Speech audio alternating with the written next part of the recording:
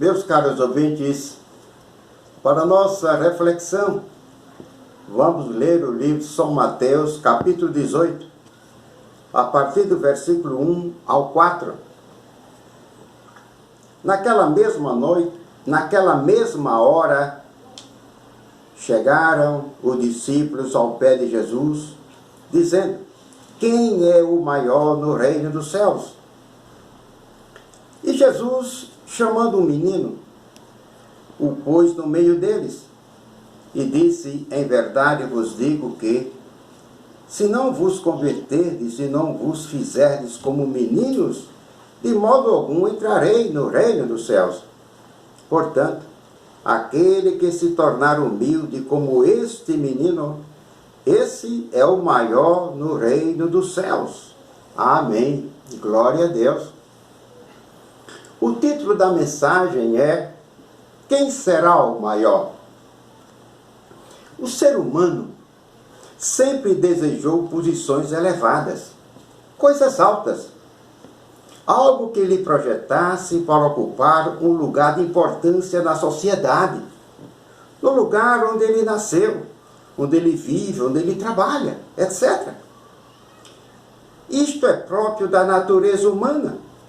Conforme o texto bíblico lido, observamos o discípulo do Senhor Jesus com esta preocupação: quem dentre eles seria o mais importante nos céus?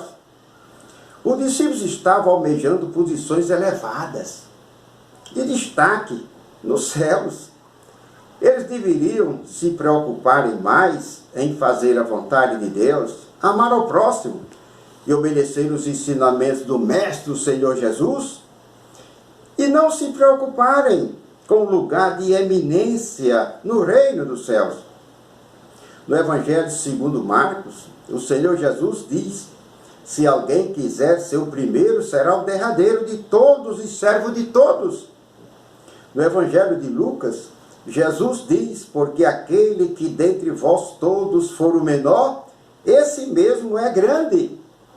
O texto que foi lido em Mateus, Jesus chamou um menino e o pôs no meio dos discípulos e disse: em verdade vos digo que se não vos converterdes e não vos fizerdes como meninos, de modo algum entrarei no reino dos céus. E aquele que se tornar humilde como este menino, esse é o maior no reino dos céus. E eu pergunto: quem será o maior nos céus em nossos dias? Serão aqueles ou aquelas que são conhecidos como apóstolos, profetas, bispos, pastores, reverendos, donos das grandes igrejas e ministérios?